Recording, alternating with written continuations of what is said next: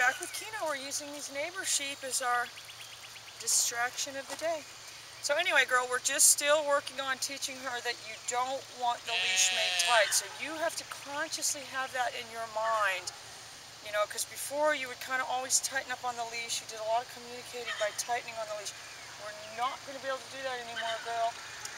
We must communicate with our pager. So she's going to walk back and forth. I don't have that sound box. If she hits the end of that leash, like she's going towards it, I'm going to hit that nick and pop the leash at the same time, so I'm augmenting the pop of the leash with my nick. And that's going to help me out. And then, oh, here, get a little zoom in on the little baby over there.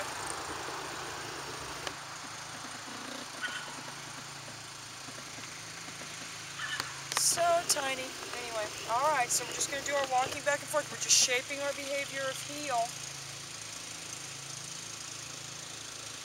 So, here we go.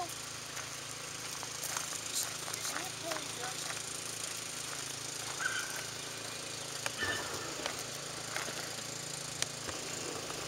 Of course, this gravel's kind of crinkly. So.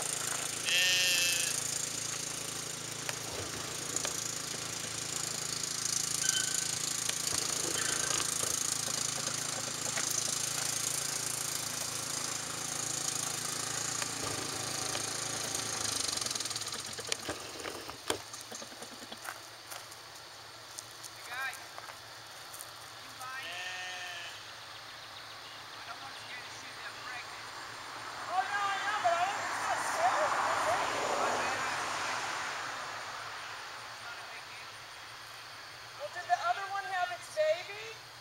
What? Did the one have its baby yesterday? One lost. I wanted a baby a few days ago. I lost another one. So.